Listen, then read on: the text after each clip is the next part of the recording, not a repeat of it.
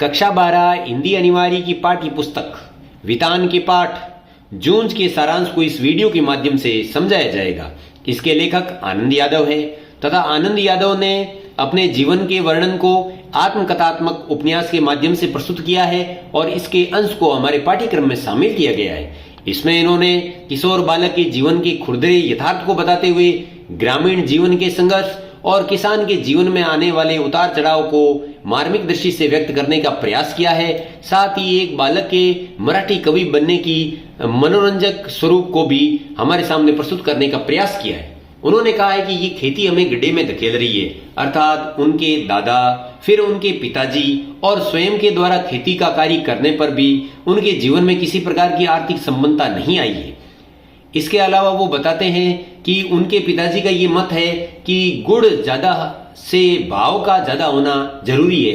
यही कारण है कि उनके खेतों का जो गन्ना होता था उस ईख के कोलू को वो सबसे पहले लगाते थे, जिनसे उन्हें गुड़ तो कम मात्रा में प्राप्त होता था परंतु बाजार में अच्छा भाव मिल जाता था।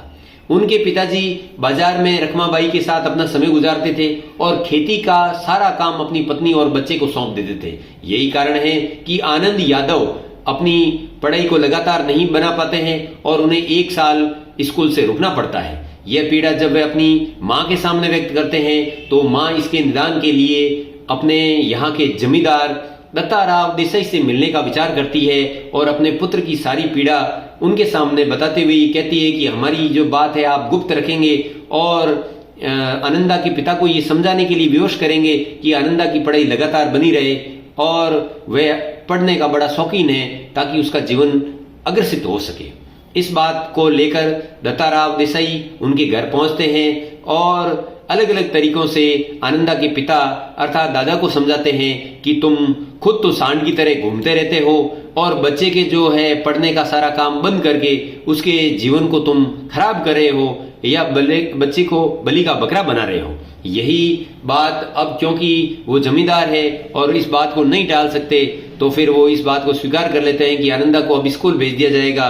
परंतु स्कूल भेजने की उन्होंने शर्त रखी है कि 11 से 5 बजे के स्कूल में सुबह होते ही वह खेत में आएगा, खेतों में पानी डालेगा, फिर 11 से 5 बजे तक वह स्कूल में रहेगा और स्कूल से छुट्टी होते ही वापस आते ही वो ढोर अथवा पशुओं को चराने का कार्य करेगा। यदि खेती का काम अधिक होगा तो उसे स्कूल से छुट्टी भी लेनी पड़ेगी।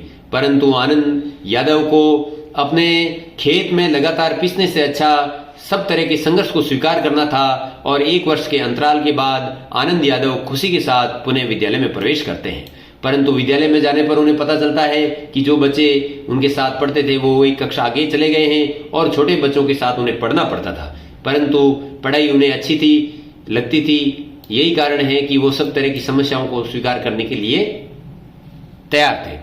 अब उनकी कक्षा में रणनरवे मास्टर जी की कक्षा से पूर्व चौहान के जो लड़के हैं वो उसे परेशान करते हैं, उसका गमछा छीन लेते हैं, कभी उसकी धोती खींचते हैं। इतनी समस्या होने पर भी उन्हें ऐसा लगता है जैसे आज चोंच मार मार कर ये जैसे मुझे घायल करने का प्रयास कर रहे हैं। फिर भी स्कूल में पढ़ने की ललक उन्हें इन सब बातों से जो है ध्यान हटाने के लिए विवश करती है।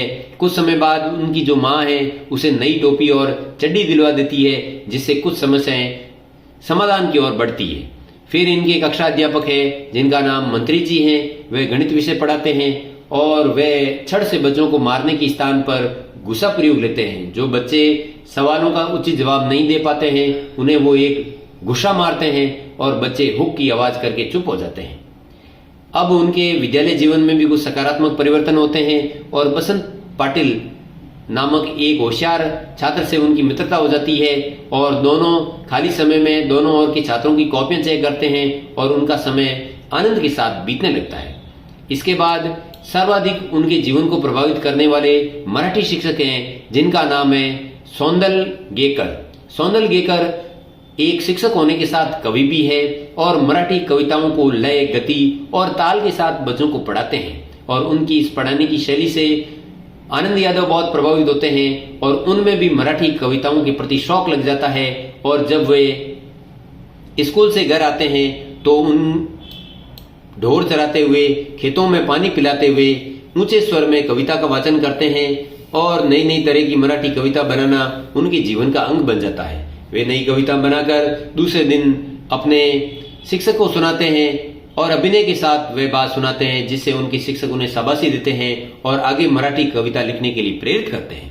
इसके बाद छठी और 7वीं क्लास के बच्चों के सामने भी आनंदा के द्वारा अपनी कविताएं सुनाई जाती है और एक समारोह में उन्हें कविता गाने का मौका मिलता है और इस घटना से उन्हें ऐसा प्रतीत होता है जैसे कि उसके अब नए पंख निकल गए हैं, अर्थात वह ऊंचाई की ओर बढ़ रहा है।